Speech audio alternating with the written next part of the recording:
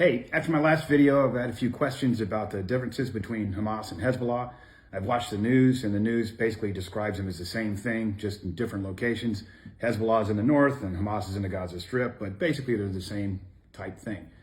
And that's not really true. On the surface, it appears to be true. They're both terrorist organizations. They both hate Israel, and they both are funded by Iran. Therefore, saying Hezbollah is the same as saying Hamas. But that's not the case. Hezbollah has a lot of reasons why they don't want to go with Israel, reasons greater than just the Israeli Defense Forces. Hezbollah is a part of the government. They used to be the majority of the parliament. Now they've got about 45% of the parliament. And as part of that, it's an actually governing coalition. Unlike Hamas was the government of Gaza, but it was just Hamas. Hamas doesn't have any constituents. Hamas has hostages. Hamas has human shields. But Hezbollah has to listen to their constituents. The Shia bloc's huge, and they don't want a war. They had a war in 2006 with Israel. It was completely devastating to the economy and to the infrastructure and everything else of Lebanon. The people in Lebanon don't want to fight. And Nasrallah, the head of Hezbollah, has to take that into account. He can't just go running amok into Israel and go to war because he wants to. For instance, a year ago this month, actually, the Lebanon and Israel didn't make a lot of news in the United States, but Lebanon and Israel signed a very historic deal to extract natural gas off both of their respective coasts. Before that was all disputed and they were shooting at each other. Now they've actually got an agreement in place to extract natural gas off the coast, which Lebanon desperately needs. They're in financial straits. It's a huge economic crisis in Lebanon. Nasrallah, at the time when the deal was signed, he approved it. The Hezbollah bloc and the government approved it, and he said this is a tremendous success for Lebanon. Well, if they go to war with Israel, that whole thing's falling apart, and everybody in Lebanon is going to suffer because of it. They have to take that into account before they go to war. They have more at stake. They're not robots. I mean, they're definitely funded by Iran. Don't get me wrong. They're definitely terrorists. Don't get me wrong. But they're not robots. Iran can't just say, giddy up, buddy, go on across the border there in Lebanon and take on Israel. Nasrallah and Hezbollah has to take into account their own organizational needs and wants and things like that. And right now, they do not want to go to war with Israel.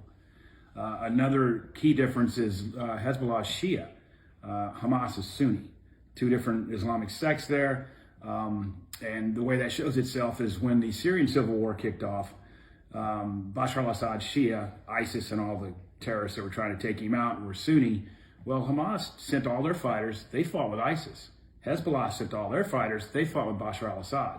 So literally, Hezbollah and Hamas were fighting each other in Syria.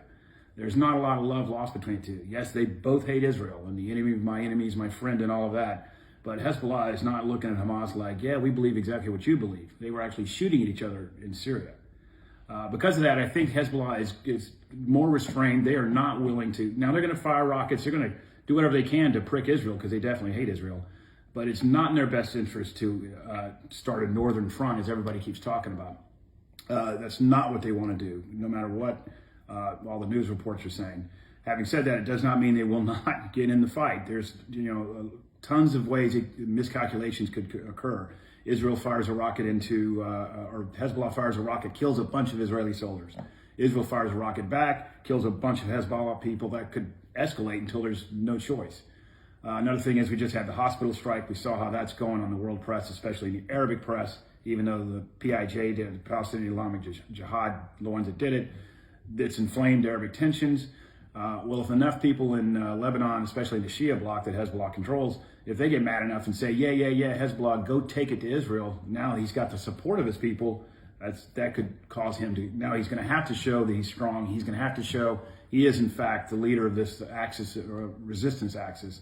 And if he sits on the sideline, he'll lose power that way. Just by doing nothing, he'll lose his own power base. So he may be forced into going and fight because of that.